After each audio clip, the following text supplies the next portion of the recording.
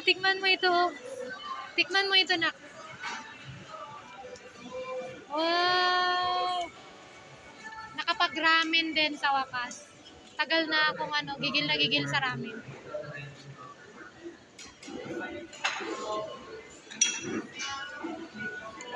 Ano, masarap? Sarap? Tikman mo to. Blow mo muna. Masarap to, luko.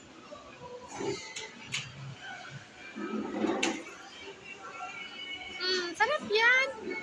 Sarap, hindi. Nag-chopstick nga siya, pero tinusok-tusok lang niya. Hindi marunong mag-chopstick. Tinusok, inipit mo lang. Sarap ng ramen nila. Sarap ng ramen nila, in fairness.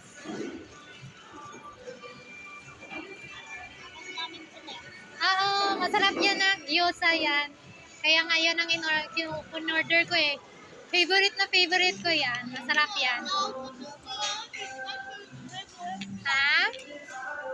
Favorite mo na? Namit na. Ito yung sabi ko sa iyo noon na bilhin natin. Kainin natin.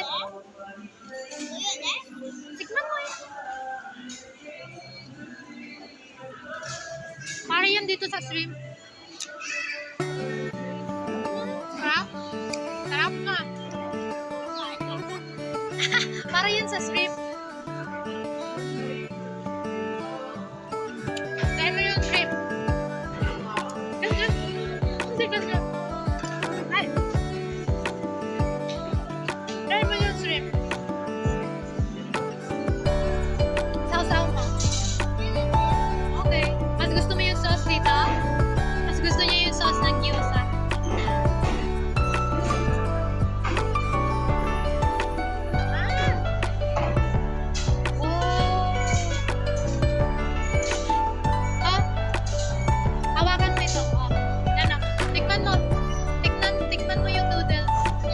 Ayokong haluin yung ayokong haluin yung ramen.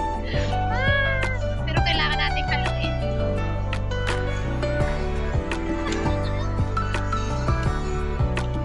Kamayan na lang.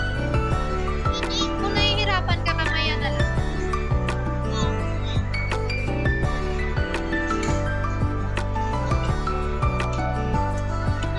Masarap na siya na kung nahalo ko. Masarap na siya.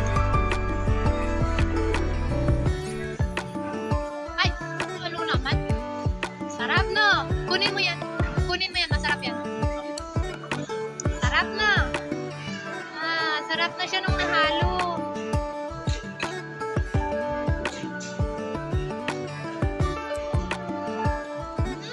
Sarap.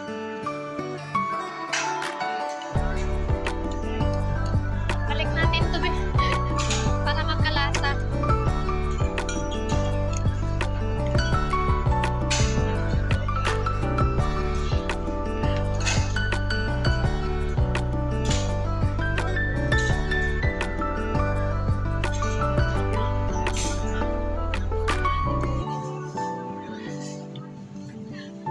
Sige.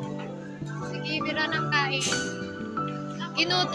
Ginutom ng kakalakad sa kakalakad. Saan tayo naglakad? Ibaba ang paa. Ibaba ang paa. Naglakad kami sa Rizal Park. Nagpagod siya. Kainin mo muna to. Dali. Sige na. Hindi masarap yung ramen pag malamig na. Sarap kainin ito pag mainit pa.